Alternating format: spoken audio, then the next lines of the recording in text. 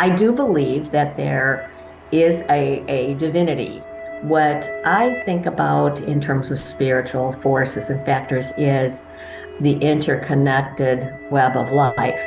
If there is such a thing as past lives, we do believe that we've probably been together before. And who knows, maybe together again.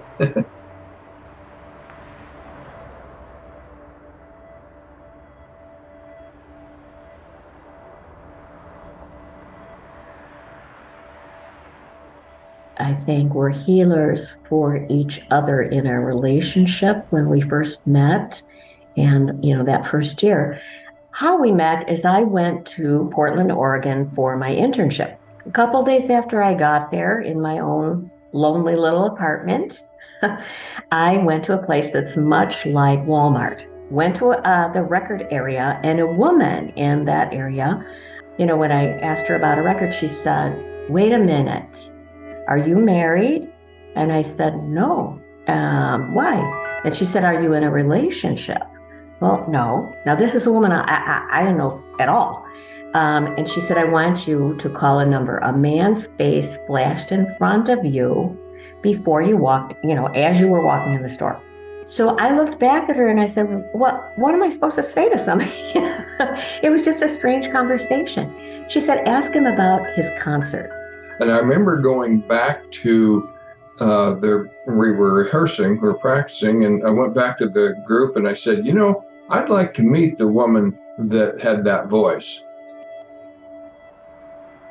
We went out and then kind of never left each other. I mean, it was one of those things where we went out once and that was it. That was just, we were together then. I felt like I knew him from somewhere else. There was just a comfort. Had never had anything like that happen before, and certainly never since. But it was really wonderful because we just kind of seemed to hit it off immediately. We were sitting talking, and I saw this image, just like this woman. I never had an image. I don't have visions. I saw this face like flash, and it looked like Stan, but from another decade. It was a little bit different. This was a sailor. And to me, it looked like a Scottish sailor. And I said, I got this funny feeling like we've met before. It was very strange. I felt like I knew him. I don't think this is that there are a lot of accidents or coincidence. I think that there's some kind of a meaning of something. He had nothing material. And I kind of saw inside him because there was nothing external there. He was so genuine and so honest and so much willing to share himself. It was more like I knew she was the one. I knew it. It was any particular thing. Well, she accepted me for who I was. And again, let's go back to that time. 1973, Vietnam veterans were not considered particularly good catches as far as being husband material. He had just gotten out of the military. I think he was about 3 months out. And one of the first times we went out, a muffler went off on a car, and I found myself under the car with him thrown on top of me. And I thought, whoa, something's up here. Well, it was. He didn't have a full-fledged PTSD, but the service, the military, had really done some changes, as it would with anybody. But he was a little bit lost. So I think he found a home with me and a place to rebuild and start all over again. So that was the healing part. So one of the things, Susan just accepted me for who I was, no questions. And so the teaching, I would write my lectures on Friday nights, and Stan was really interested in the field. And he would have wonderful suggestions about what I should include and what I could do.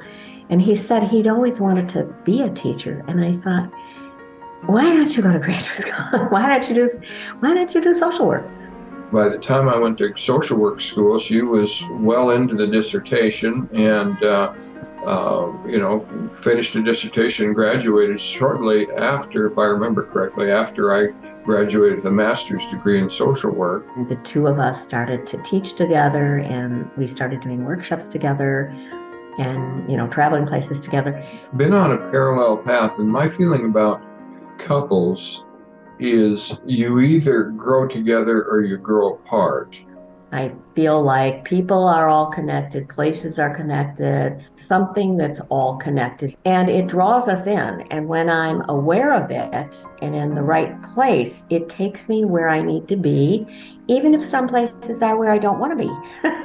I might be there for helping somebody else might be there for helping me.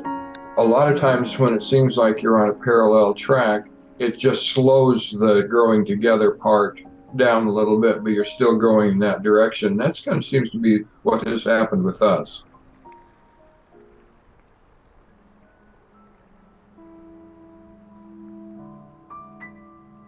You may not think the world needs you, but it does, for you are unique, like no one that has ever been before or will come after. No one can speak with your voice, say your piece, smile your smile, or shine your light.